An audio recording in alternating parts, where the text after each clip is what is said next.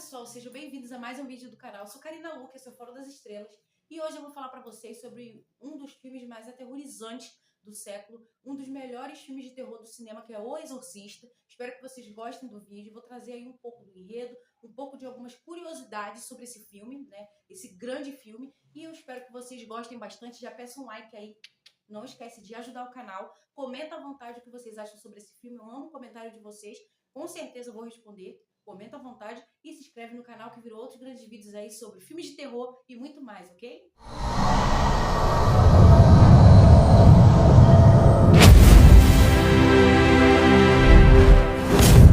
Sem mais, pessoal, já iniciando o vídeo, eu vou falar hoje sobre O Exorcista. Pessoal. O Exorcista é um filme de terror realmente que ficou para a história e ficou na cabeça, né, aterrorizando aí por muito tempo aí a cabeça de todo mundo, porque na verdade é um dos clássicos do terror. E a gente não tem como deixar de falar do Exorcista, assim, em relação, quando fala de terror, a gente sempre lembra desse filme, vem primeiro à nossa cabeça, né? Na minha né? Acredito que de muita gente também.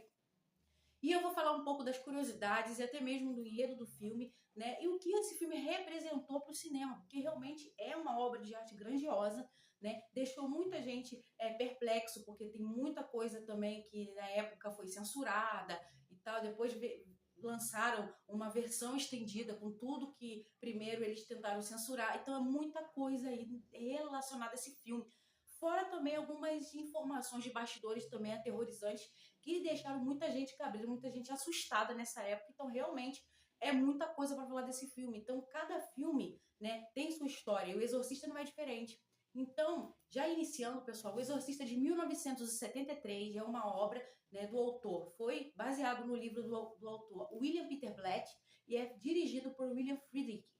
E esse filme realmente fez história na década de 70 porque era realmente uma novidade, né? Porque quando a gente fala de filmes de terror, a gente vinha dos filmes anteriores, né, de Hitchcock, né, outros filmes, até mesmo na época do preto e branco, e a gente não tinha visto, né, essa grandiosidade em efeitos especiais. O Exorcista vem trazendo isso na década de 70 com muita força. E quando a gente vê o filme, realmente tem muitos aspectos lá aterrorizantes, diferentes, que não tinham nos filmes de terror anteriores, né? Você via que eles queriam fazer inúmeros efeitos, mas nunca era igual realmente o que o Exorcista trouxe. Então ele trouxe inovação para o cinema, principalmente do gênero terror, e é um dos principais filmes de terror do mundo. Na verdade, eu acho, na minha opinião, que é o principal, né? E ele trata-se da possessão da menina Regan McNeil, né? Regan McNeil é filha da atriz, né? No filme, ela é filha da atriz Chris McNeil, interpretada pela Ellen Burstyn, né? Incrível Ellen Burstyn. E ali a Regan, que é interpretada pela Linda Blair, a atriz Linda Blair na época, né? Realmente aí foi um grande elenco que eles juntaram para fazer esse filme, né? A Linda Blair estava no início de carreira, a Ellen Burstyn já tem uma carreira extensa e realmente é uma atriz incrível. Então ali elas tiveram essa química entre mãe e filha nesse filme. E a Regan, pessoal, tudo se passa uma vez que a atriz, né, que é ali no filme, dentro do filme, a Ellen Burstyn também é atriz. Então ela tem a filha Regan e elas se mudam para Georgetown, né, para fazer. Ela estava gravando um filme e ela levou a família para lá para poder passar uns dias enquanto gravava o filme e tal. E nisso ela tem a vida totalmente transformada ali. Por quê? Porque um dia de gravação normal, ela volta para casa e a Regan, a filha dela, tinha encontrado uma tábua de Ouija. Então essa tábua de Ouija lá, ela se comunicava com o Captain Hardy, que ela dizia que era uma brincadeira, e ela se conectou com esse espírito aí. Ele não, na verdade, ele não era nada ameaçador ali para a menina naquele momento. Mas ela achava que era isso, né, pessoal? Ela achava. Mas ela achava que era somente uma brincadeira, que nada daquilo era real.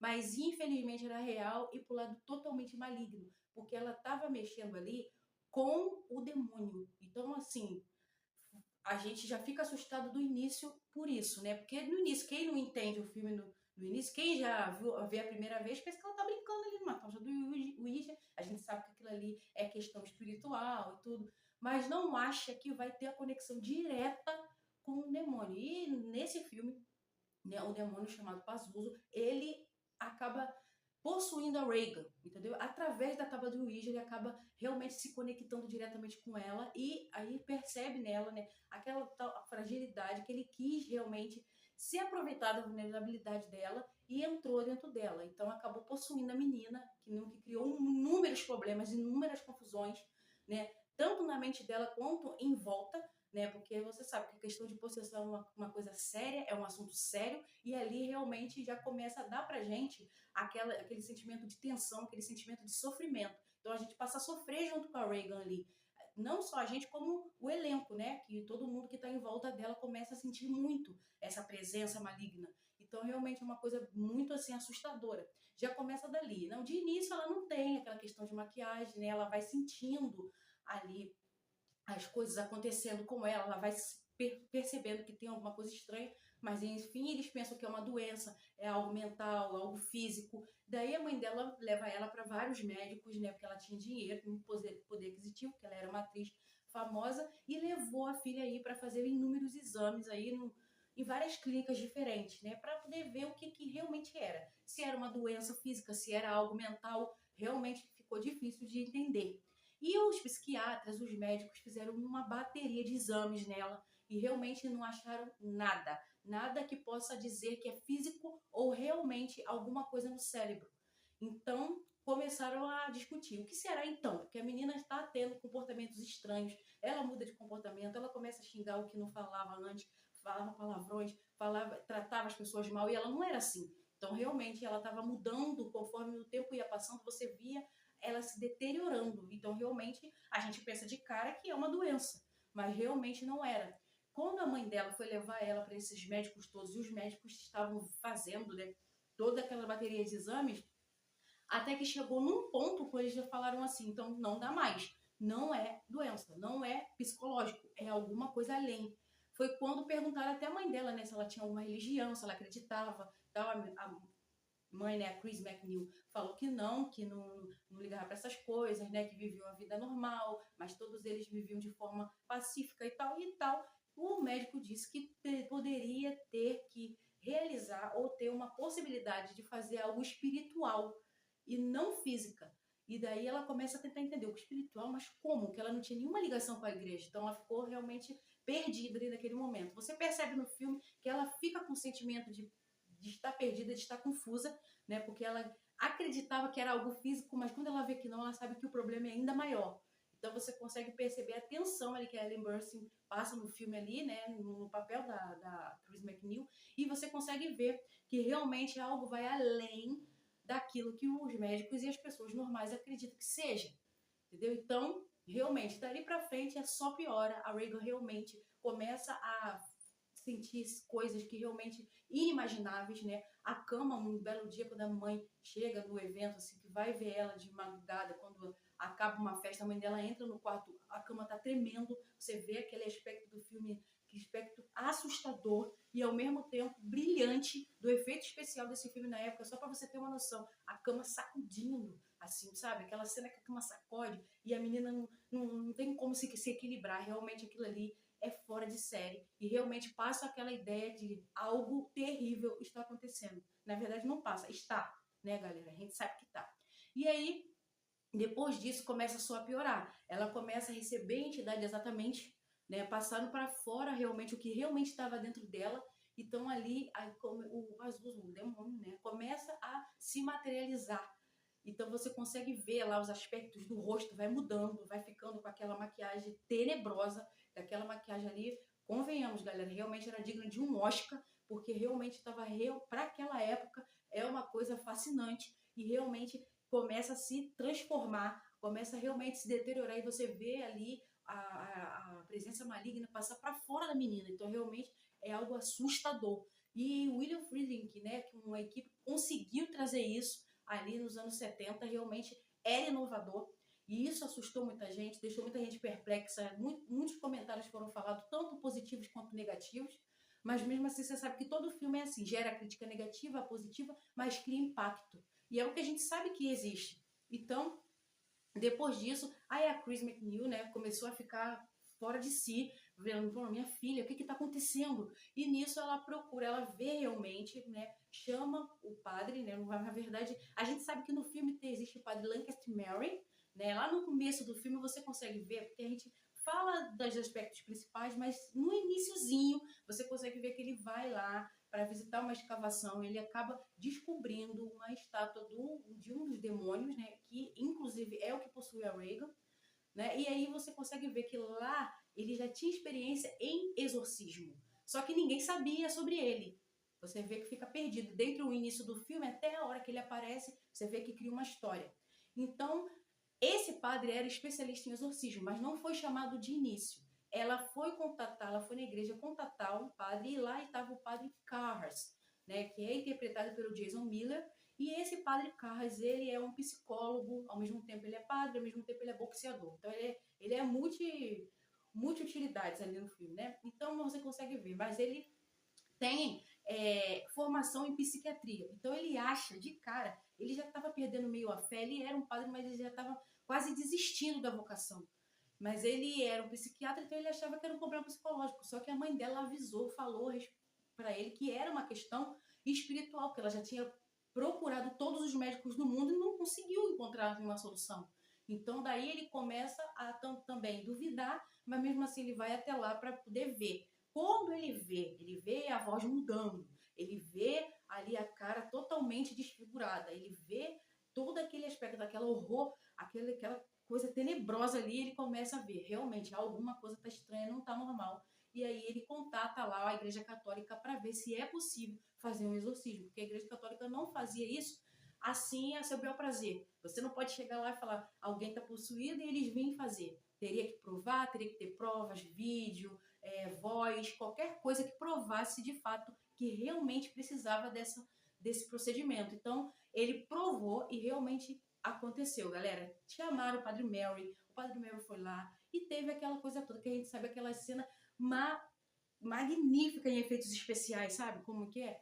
Você tem medo, você sabe que é uma coisa ruim, mas dentro do filme, quando você vai ver aspectos de efeito, você fica com a boca assim, totalmente aberta, porque o exorcista consegue te deixar assim, com a boca aberta mesmo, babando, mas pelos efeitos, entendeu? Mesmo que você tenha medo, que você sabe que é uma situação séria, uma situação complicada, uma situação horrível, uma coisa que ninguém quer pra ninguém, que deseja o pior inimigo, aí você sabe que ali dentro do filme os efeitos chamam muita atenção.